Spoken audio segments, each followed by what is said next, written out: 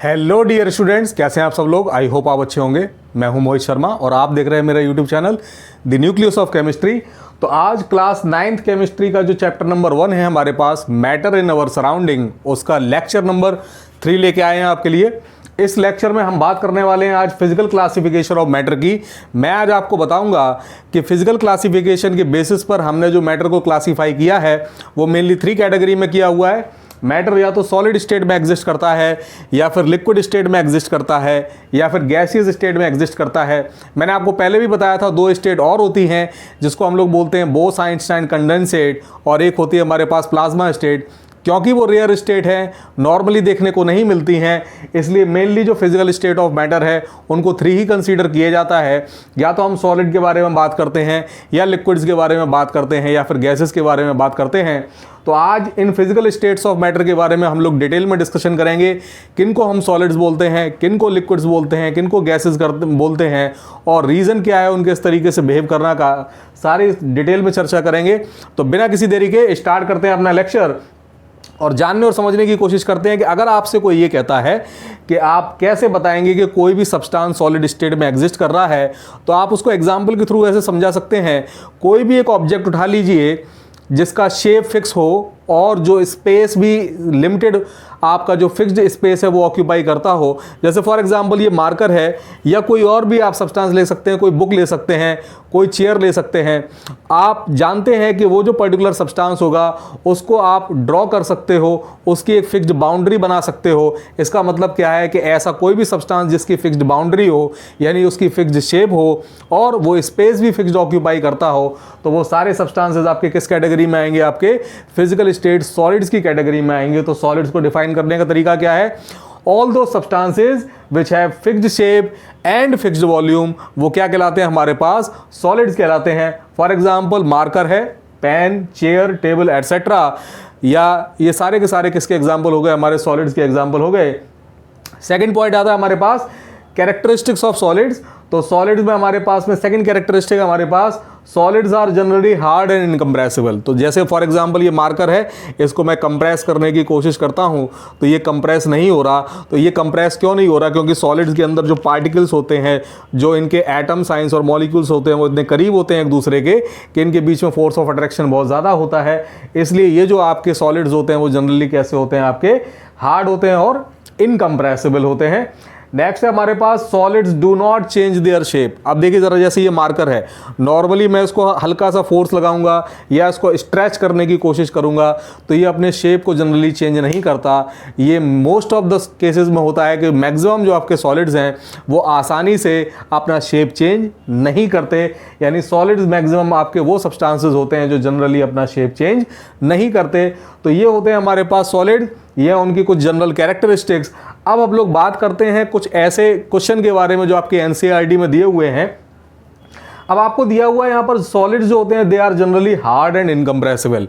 अब इसका एक एक्सेप्शन है। जैसे आपसे एनसीईआरटी में क्वेश्चन पूछा गया है कि स्पॉन्ज आपके घर में होती है, उसको हम लोग जब कंप्रेस करते हैं तो वो अपना शेप चेंज कर देती है, उसकी शेप में बदलाव आ जाता है, वो कंप्रेस हो जाती है। तो हम कैसे जो हमारी स्पॉन्ज है उसको सॉलिड की तरीके से कैसे कंसीडर करेंगे?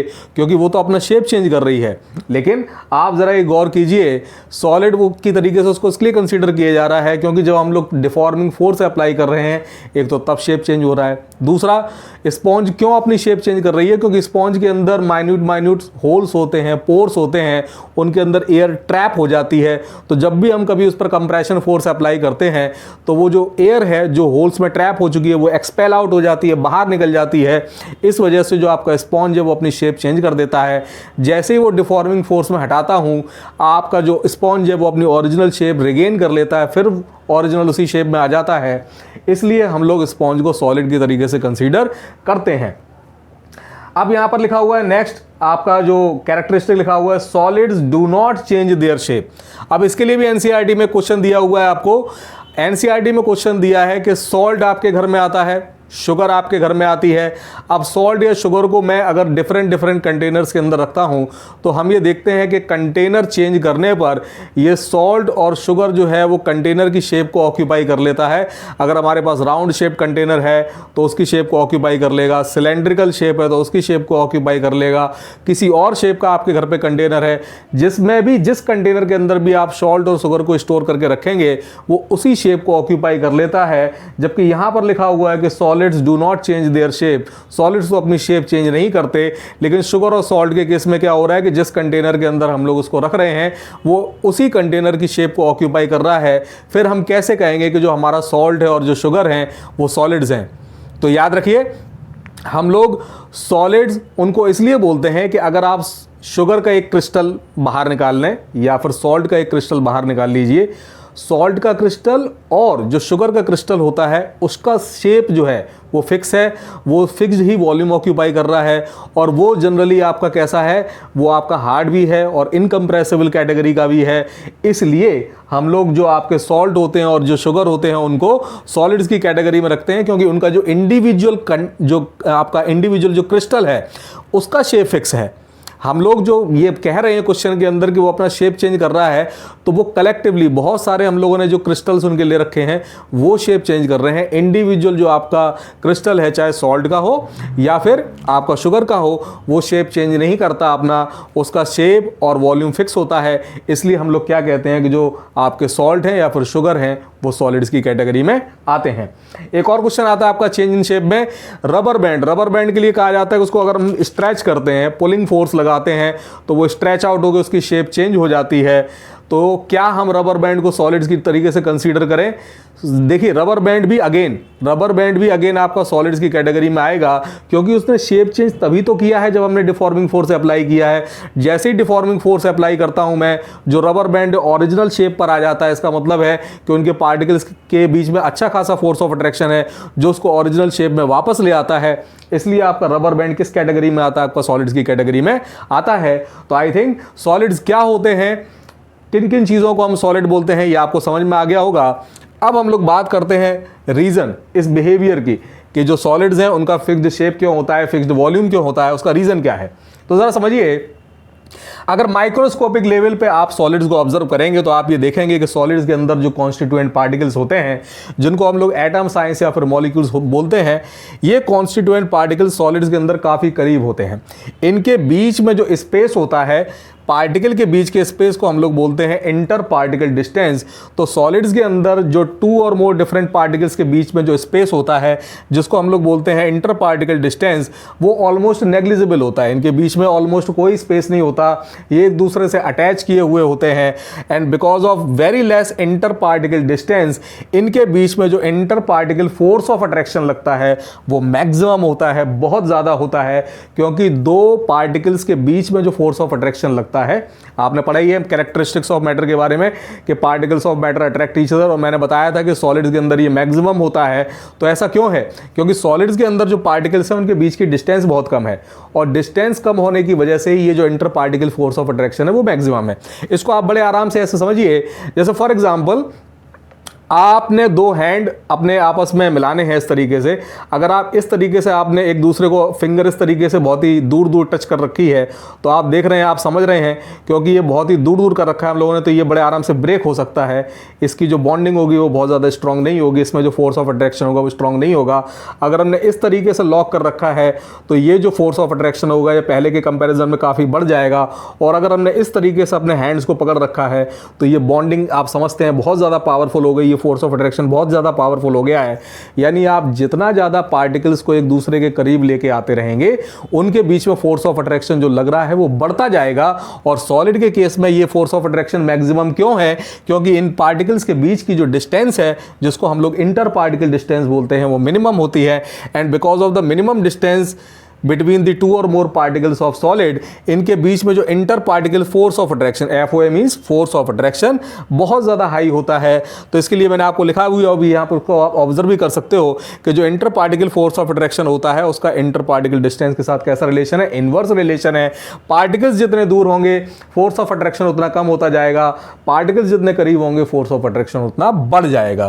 तो ये थी बात सॉलिड्स की। सॉलिड्स अब हमारे खत्म होते हैं। सॉलिड्स क्या है, सॉलिड्स किस तरीके से बिहेव करते हैं, ये हम लोगों ने डिस्कशन किया। नाउ मूव करते हैं हम लोग लिक्विड स्टेट की तरफ। अब लिक्विड्स हमारे पास कौन सी स्टेट है, लिक्विड एक ऐसे स्टेट ऑफ मैटर है जिसका शेप तो फिक्स नहीं होता, लेकिन इनका वॉल्यूम क्या होता है, फिक्स होता है।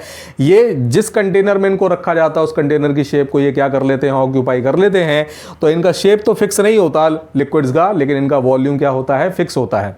अगर कोई आपसे पूछता है कि आप ये कैसे जस्टिफाई करेंगे कि लिक्विड्स का वॉल्यूम फिक्स होता है, आप बड़े आराम से एक काम कर सकते हैं। अगर आप लेबोरेटरी के अंदर ये काम करना चाहते हैं तो बहुत ही आसान है। आप एक मीजरिंग सिलेंडर लेंगे जिसके अंदर आप 50 ml क्वांटिटी को मीजर कर लेंगे और फिर उसको डिफरेंट शेप के कंटेनर्स के अंदर आप उसको पोर करते जाएंगे। आप देखेंगे शेप चेंज हो रहा है एंड फाइनली फिर से उस क्वांटिटी को अगर आप मीजरिंग सिलेंडर के अंदर डालेंगे, आप ये देखेंगे कि 50 ml की जो रीडिंग है वहीं पर फिर से लिक्विड आ जाता है, जो इस बात का इंडिकेशन है कि आपके जो लिक्विड्स होते हैं उनका वॉल्यूम क्या होता है, फिक्स होता है। आप इसको घर पे भी कर सकते हैं। ट्रांसपेरेंट ग्लास लीजिए, उसमें एक सर्टेन मार्किंग कर दीजिए मार्कर से या फिर स्केच पेन से, वहां तक पानी फिल कीजिए, फिर उस पानी को कई सारे डिफरेंट शेप के कंटेनर्स के अंदर पोर आउट कीजिए। आप देखेंगे कि जो भी शेप के कंटेनर आपने लिए हैं उसी कंटेनर की शेप को उस पर्टिकुलर लिक्विड ने, उस वाटर ने ऑक्यूपाई कर लिया है। लेकिन फाइनली जब आप उसी लिक्विड को फिर से इनिशियल कंटेनर के अंदर पोर करेंगे तो आप देखेंगे कि जिस मार्किंग तक आपने भरा था उसी मार्किंग तक लिक्विड आएगा। यानी हम क्या मान के चल रहे हैं कि जो हमारा लिक्विड है उसका वॉल्यूम क्या है, फिक्स है, लेकिन शेप फिक्स नहीं है। जिस कंटेनर के अंदर रख रहे हैं उस कंटेनर की शेप को क्या कर ले रहा है, वो ऑक्यूपाई कर ले रहा है। नाउ सेकेंड है हमारे पास, दे आर ऑल्सो इनकम्प्रेसिबल। जो लिक्विड्स होते हैं वो भी इनकम्प्रेसिबल होते हैं। तो ये देखिए आप कैसे आइडेंटिफाई कर सकते हैं, कैसे पहचान सकते हैं। देखिए लिक्विड्स इनकम्प्रेसिबल होते हैं, इसको आप बड़े आराम से ऐसे समझिए। आपने जेसीबी देखी होगी, जेसीबी मशीन देखी होगी, या ऐसी हो सकता है कई सारी आपने मशीन्स देखी हो जिनके अंदर हाइड्रोलिक प्रेशर जनरेट होता है। हाइड्रोलिक मशीन्स होती हैं। उन हाइड्रोलिक मशीन्स में जो रनिंग होती है, जो आपने पिस्टन देखे होंगे, बड़े बड़े जो पिस्टन लगे होते हैं जो टू एंड फ्रो जिनमें मूवमेंट होता है, उन पिस्टन में आपने साइड में देखा होगा एक ब्लैक कलर का पाइप लगा होता है जिसको हॉज पाइप बोलते हैं। और उस हॉज पाइप से लिक्विड जो है उसको एंटर कराया जाता है पिस्टन के अंदर, और उस लिक्विड के एंटर करने की वजह से ही वो प्रेशर जनरेट होता है। अब लिक्विड के या फिर ऑयल के अंदर एंटर कराने से ये प्रेशर क्यों जनरेट हो रहा है, क्योंकि ऑयल जो कि लिक्विड की फॉर्म में है वो इनकम्प्रेसिबल है। तो जैसे ही एक साइड से आप एंटर कराएंगे, प्रेशर में एंटर कराएंगे, तो क्या होगा, वो फोर्स अप्लाई करेगा, क्योंकि वो इनकम्प्रेसिबल है। अपनी जगह बनाने के लिए वो पिस्टन के ऊपर फोर्स अप्लाई करेगा और पिस्टन आगे की तरफ मूव कर जाएगा। इसी को हम लोग बोलते हैं हाइड्रोलिक प्रेशर। तो ये हाइड्रोलिक प्रेशर लिक्विड्स के अंदर क्यों है, क्योंकि लिक्विड्स कैसे होते हैं, आपके इनकम्प्रेसिबल होते हैं। नेक्स्ट है हमारे पास, they have tendency to flow, that's why they are called fluids. तो बहुत ही आसान है, आप जानते हैं कि पानी को कहीं भी अगर आप उड़ेल देते हैं तो क्या होता है, पानी फ्लो करने की टेंडेंसी रखता है। वो जहाँ पर आपका इंक्लाइंड प्लेस होगा, वो हाई डिस्टेंस जो आपकी हाइट है उससे लो हाइट की तरफ क्या होगा, वो मूव करेगा आपका। तो ये जो फ्लो करने की टेंडेंसी है लिक्विड्स की, उसी को हम लोग क्या बोलते हैं, that's why liquids are also known as fluids बोला जाता है। तो ये हमारी टेंडेंसी किसके अंदर पाई जाती है, आपके अंदर, लिक्विड्स के अंदर पाई जाती है। तो अब बात करते हैं रीजन की कि ऐसा क्यों हो रहा है, लिक्विड्स के अंदर ये फ्लो करने की टेंडेंसी क्यों है, टेंडेंसी टू फ्लो क्यों है।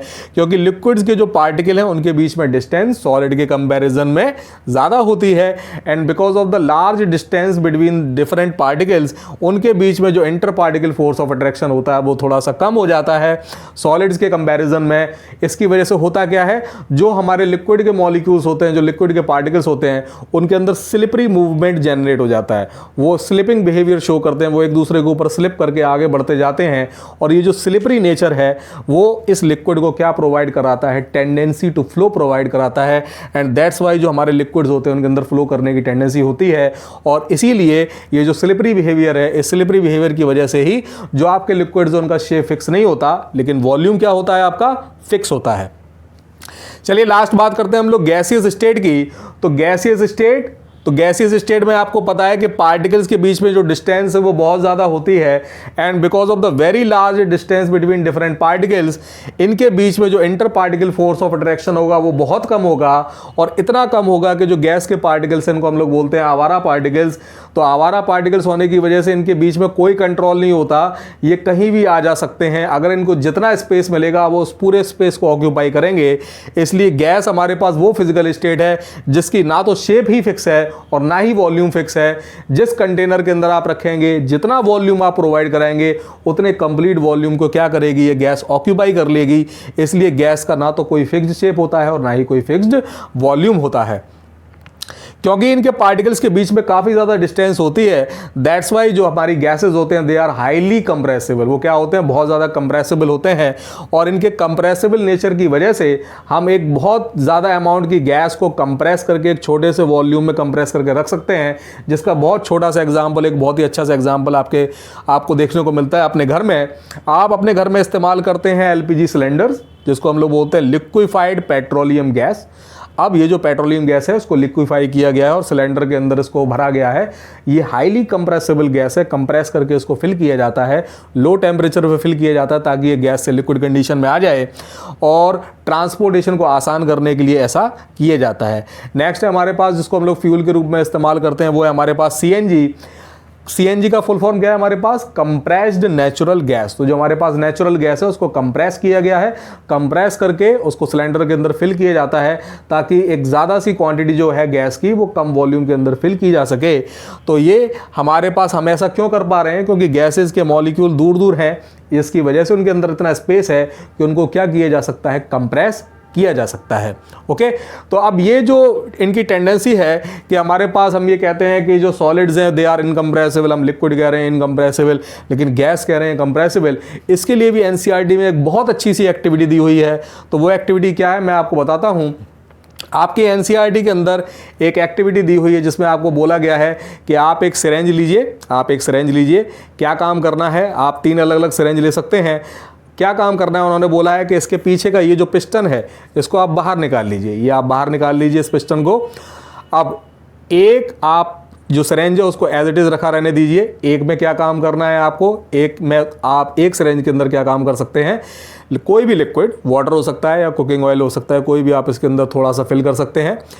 एक के अंदर एक आपने जो सिरेंज ली है उसके अंदर क्या काम करेंगे आप, चौक का पाउडर, या फिर चौक का पाउडर अगर आपके पास अवेलेबल नहीं है तो आपके घर में आटा तो होगा ही, व्हीट फ्लोर होगा, वो आप इसके अंदर फिल कर सकते हो। थोड़ा सा फिल करने के बाद में आपने क्या काम करना है, इस पिस्टन को इसके अंदर इंसर्ट करा देना है।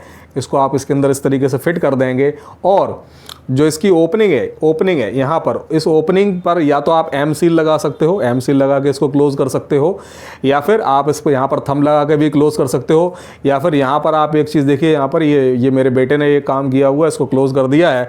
ये मेरा छोटा सा बेटा है, ये उसने क्या काम किया, इसको चबा के आगे से बंद कर दिया है, तो उसने मेरा काम आसान कर दिया ऑलरेडी। तो अगर आपके घर पे कोई छोटे भाई या बहन हो तो उनसे भी आप ये काम करवा सकते हैं। ये देख रहे हैं उसने परमानेंट यहाँ पर क्लोज कर दिया है, तो ये आपके लिए जो सिरेंज है वो तैयार कर देंगे आपके छोटे भाई बहन। तो ये काम आप उनसे भी करवा सकते हैं। तो क्या काम करेंगे उसके बाद, फिर आप कंप्रेस करेंगे, इसको कंप्रेस करने की कोशिश करेंगे। तो आप ये देखेंगे कि लिक्विड और जो सॉलिड्स हैं उनके केस में ये पिस्टन जो है वो आगे मूव नहीं करेगा। लेकिन अभी मैंने आपको बताया था कि इसको जब बाहर निकाल दिया तो क्या हुआ, इसके अंदर एयर फिल हो गई। एयर क्या है हमारे पास, मिक्सचर ऑफ गैसेज। और अब हम क्या काम करेंगे, इस पिस्टन को इसके अंदर इंसर्ट कराएंगे। इंसर्ट कराने के बाद अब देखिए इस पिस्टन को मैं यहाँ पर थोड़ा सा और अभी थंब लगा लेता हूँ ताकि अगर थोड़ी सी गैपिंग हो तो एयर बाहर ना निकले। और अब मैं इसको पिस्टन को आपके सामने कंप्रेस करता हूं, देखिए जरा क्या होता है। ये देखिए ये कंप्रेस होता जा रहा है। और आप देखिए इसके बाद अब मैं इसमें बहुत ज़्यादा प्रेशर लगाने की कोशिश कर रहा हूँ, लेकिन ये कंप्रेस नहीं हो रहा। क्यों? क्योंकि अब मेरे अंदर इतनी ताकत नहीं है कि जो एयर है उसको और ज़्यादा मैं कंप्रेस कर सकूँ। ये अपनी मैक्सिमम कंप्रेसिबिलिटी तक आ चुका है, और अब इसके बाद में ये इतना प्रेशर अप्लाई कर रहा है कि मैं इसको और ज़्यादा आगे नहीं ले जा पा रहा हूँ। तो यहाँ से पता लग जाता है कि जो आपकी गैसेज होती हैं they are highly compressible in nature, जबकि जो लिक्विड्स होते हैं और जो सॉलिड्स होते हैं वो कैसे होते हैं, हमारे पास इनकम्प्रेसिबल होते हैं, हम उनको कंप्रेस नहीं कर सकते। तो ऐसा क्यों हो रहा है? क्योंकि जो हमारे सॉलिड्स हैं उनके बीच में जो डिस्टेंस है पार्टिकल के बीच में वो बहुत कम है। लिक्विड के केस में भी कम होती है, इसलिए उसमें कंप्रेस होने की टेंडेंसी नहीं होती।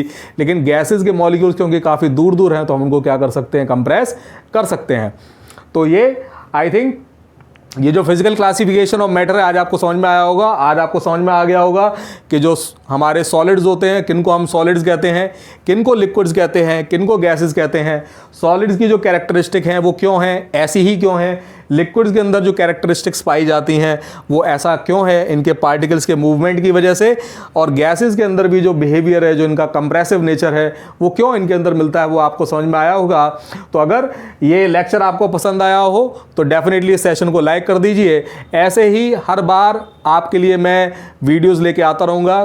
क्लास 9th और क्लास 10th केमिस्ट्री, अगेन मैंने आपको बार बार रिपीट कर रहा हूँ, complete syllabus, complete theory with complete question मैं आपको इसी चैनल पे प्रोवाइड कराऊंगा। आपको कहीं इधर उधर भटकने की ज़रूरत नहीं है, बस विश्वास रखिए मेरे ऊपर।